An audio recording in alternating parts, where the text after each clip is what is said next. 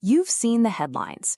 The music industry's biggest star is dating the NFL's top tight end. They are at the center of a massive cultural convergence. To understand the scale of this moment, we have to look at how two separate industries began to pull toward each other. On one side, Taylor Swift operates a curated personal brand. She is a globally dominant entity, protected by a highly insulated media presence.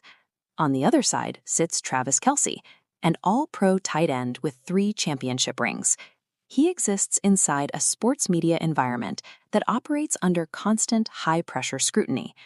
The connection between these two worlds didn't happen at a red carpet or an exclusive party. It happened on a podcast.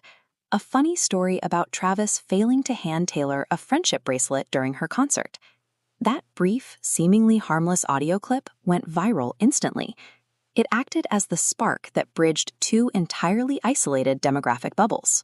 The momentum from that podcast quickly moved into the physical world. Swift transitioned from an online rumor to a physical presence when she appeared in a VIP suite at Arrowhead Stadium. She stepped out of her usual concert stages and directly into the massive machinery of a professional sports stadium. This chart shows the immediate impact.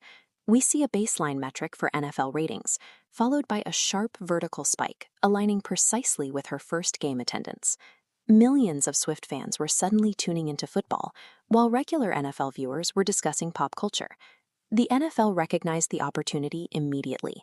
By choosing to broadcast her reactions repeatedly throughout the game, they transformed a private appearance into a media event that captured an entirely new demographic of viewers.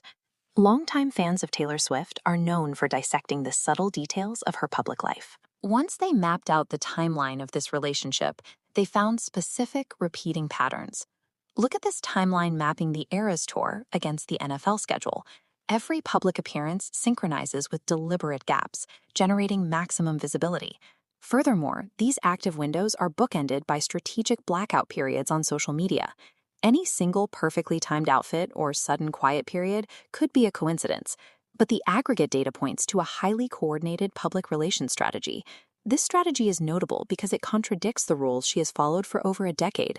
Historically, her playbook relied on the extreme guarding of personal relationships. She maintained low visibility to evade a chaotic and often hostile media environment. Contrast that secrecy with her stadium appearances with Kelce. They are embracing total public exposure in front of dozens of cameras. The logic behind this shift is pragmatic. Both individuals operate at the top of their industries. They no longer need to protect a rising image. Stepping out of the shadows and into the glare of stadium lights represents a deliberate display of power from two people controlling their narrative. To understand why they would choose this level of exposure, we have to look at the business logic of mutual benefit. The NFL gains access to a massive, loyal demographic of young women, an audience they've spent decades trying to reach. In return, Swift achieves saturation of traditional, male-dominated sports media. Her presence expands, absorbing an entirely new quadrant of American viewership. Acknowledging this branding doesn't mean the romance itself is manufactured.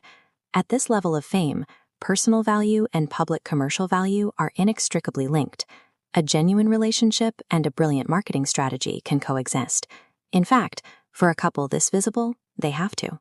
We have to accept that relationships at this level operate as media products. Every outing and every reaction shot is curated as content. Recognizing the strategy behind this doesn't cheapen what they've built. Mapping out their execution makes the achievement more impressive. It takes immense cultural gravity to merge the music and sports industries without alienating either base. They took two distinct audiences and mixed them. The music and sports industries have found a way to operate in a single, synchronized lane. We are watching a masterclass in how modern attention is captured.